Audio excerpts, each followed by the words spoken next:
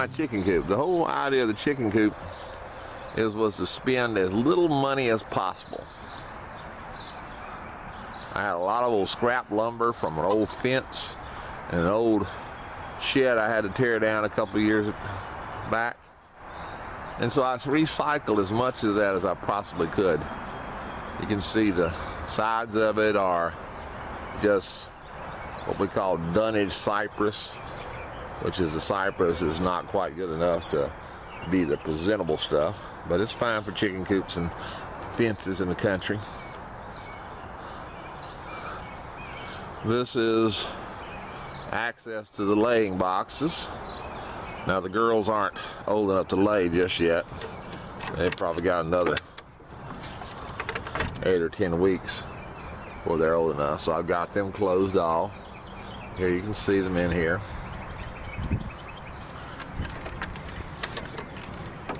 Excuse me while I work one-handed here. And it's secured with a hasp and just one of these old snap link keychains. I use these all the time, but I discovered they wear out after a while. They won't close all the way. It makes a good little latch here. Got it attached to a piece of nylon string, and that way I can't lose it.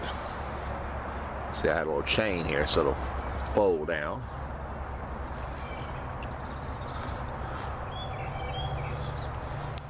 It's sort of a two-level. I'm experimenting with bedding. I tried a little pine straw. When they were little, I bought the pine chips from Tractor Supply. But the whole idea, to me, of gardening is self-sufficient, is do it yourself.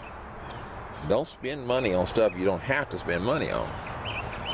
So down on this level is their outside run, and that they can come out in this anytime they want to. They have a little access to the outside, so I don't have to be shut up inside. That way, if I'm a little late letting them out in the morning, they can still have a place to scratch around.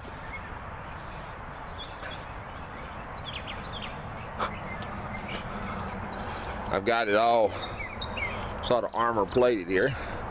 You see, I laid a little ratty brick sidewalk here. Back here, put some stepping stones. I got to get this grass out here, folks. Y'all excuse my housekeeping here, or chicken housekeeping. Made a little waterer using the cups. I'll show you that little shot on the inside later. But it's just hooked up to a 5-gallon bucket. You just keep it full of water. Gravity drains it down there. Every couple of weeks you top off the bucket with your hose. Got the hose set up right here close at hand. Now we have a lot of varmints in this area. Raccoon and possum and fox and hawks. All a lot of things that like to eat birds. And I've talked to a lot of people that said they had trouble keeping chickens because of these. So I thought I made this one tough. This is maximum security chicken coop here. I got dog wire. We've got bricks and timbers laid along the bottom to discourage anything from digging under. Here's the gate.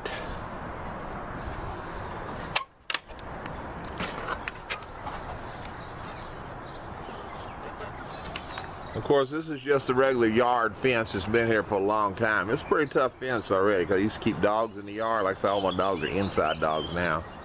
But this is what they used to call the 2x4, I think it is, dog wire, with a slat board fence on the outside, and it's just about taken over with English ivy now. This is a edge of my carport where I extended it out, and I already had the lattice work there. That's my band that I do the haunted Vicksburg ghost tours in, so check us out at History, Mystery, and More for some stuff there. Made this short run of fence a little taller by using some old lattice. Once again, this is all stuff I've had laying around and repurposed. And of course, we've got bird netting. And that's to discourage our big old chicken hawks that swoop around here from swooping off with the ladies. I don't know how well you can see that, but it's there. And I'm 6'3", and it's plenty of tall. It's about 7 feet tall now. All right, so remember I showed you the ladies last when they were little bitty chickens, little bitty chicks just barely getting their feathers. So let me introduce you. Now my wife has named them all, and she knows all their names. But I really don't keep track of that too much. But this is a Rhode Island Red. This lady right here beside her is a brown leghorn, and she all looks like a hawk herself, and so she's got another sister hen over here of the same kind, and my wife calls them the twin hawks. We've got a couple of buff, I think it's Orpingtons. They're a big dual-purpose bird. There's the other buff Orpington.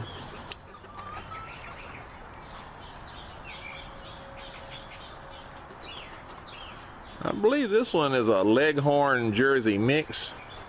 I bought them at Tractor Supply, and they don't really know what variety they've got. They just sort of, you say, I want an egg-laying chicken, I want to pull it, and they can give you a bunch of them. So this is obviously a white Leghorn hen. We call her Tater. And this little lady here was where are you? Back up and see you. The lady right here below me with let's see if you can see the white spots on her back. It's Sarah. Sarah is the chief chicken at Terra. She lets them all know it. But we've got a nice little run here. They are completely enclosed and protected. I'm probably going to let them run out into the garden a little bit later in the summer, but I won't wait till they get full grown. Hope I'm not moving this too fast for you. Now let's look at the chicken coop inside the cell. This is their food. I keep it in a metal garbage can. This is a feeder I modeled after one known by, I think it's Suburban Dad. Suburban, I can't remember the name. I'll put it in there somewhere.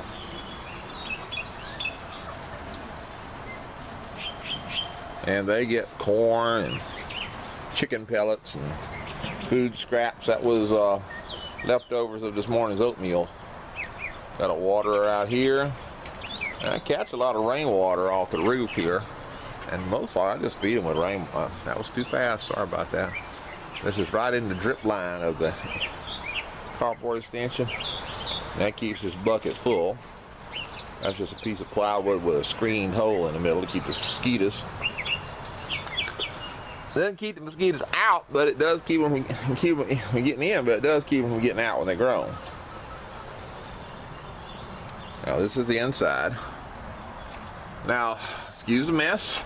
The ladies are not known for their housekeeping abilities.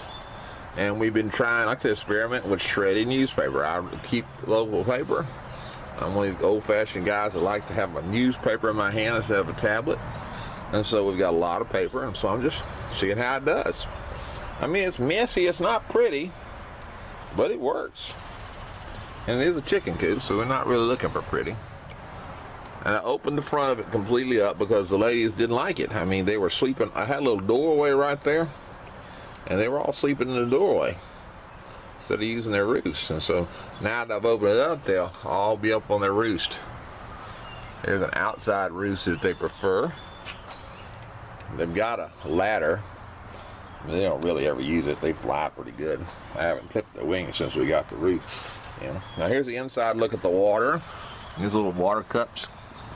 Now this one sort of sticks, so I can demonstrate. Watch. When you peck down, watch what happens. See, can you see how it's filling with water? And that's what happens. That's what all's supposed to happen here. That one just for some reason doesn't work real well. But all the rest of them, every time the ladies take a drink, their beak touches the little white thing and it fills back up with water. Once again, just gravity fed. Now this is hose water because I fill it off the hose tab over there. But they drink rainwater too. This is just a one gallon water. Got it at Tractor Supply. Fill it up every couple of days.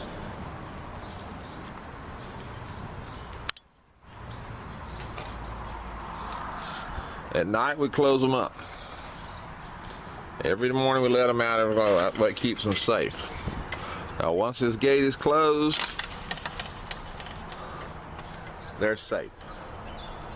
About the only thing I think might possibly penetrate the hen yard itself is maybe a raccoon. But I don't think raccoon's gonna get in there. I've heard some people say, you know, the raccoons can open latches like this, but this door, if you see, will actually close under its own weight. I wish I could claim I did that on purpose, but it is just a happy circumstance of the way I hung the hinge. So not only, and watch, not gonna do it that time, I told you to. Let's try that one again. Watch it. See? So I feel sure that a coon's not gonna be able to climb all the way up there, work that latch, and then pull the gate open. So if he does, and I guess he's earned his supper that night. Of course, he'll probably be trapped in here, and I'll kill him the next morning. Sorry for you coon lovers out there. But that's the chicken, man.